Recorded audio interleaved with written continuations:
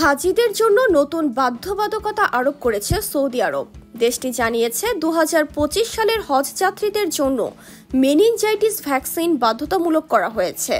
সোমবার দি এক্সপ্রেস ট্রিবিউনের এক প্রতিবেদনে এই তথ্য জানানো হয়েছে। সৌদি আরব জানিয়েছে 2025 সালের হজ পালনে অংশগ্রহণকারী সব হাজিকে মেনিনজাইটিস ভ্যাকসিন গ্রহণ করতে হবে।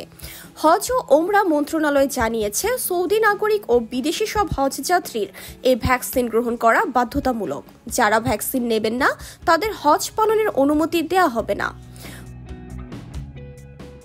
মন্ত্রণালয় জানিয়েছে যারা ভ্যাকসিন নেবেন না তাদের হজ প্যাকেজ এবং নিবন্ধন প্রক্রিয়া সম্পূর্ণ করা হবে না।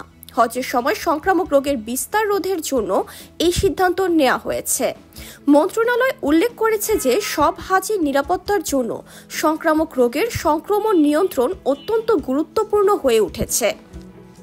এর আগে চলতি বছরের জানুয়ারিতে সৌদি স্বাস্থ্য মন্ত্রণালয় ওমরা যাত্রীদের জন্য স্বাস্থ্য নির্দেশিকা প্রকাশ করেছে। এতে বাধ্যতামূলক ভ্যাকসিনেশন এবং সতর্কতামূলক ব্যবস্থাগুলোর কথা বলা হয়েছে।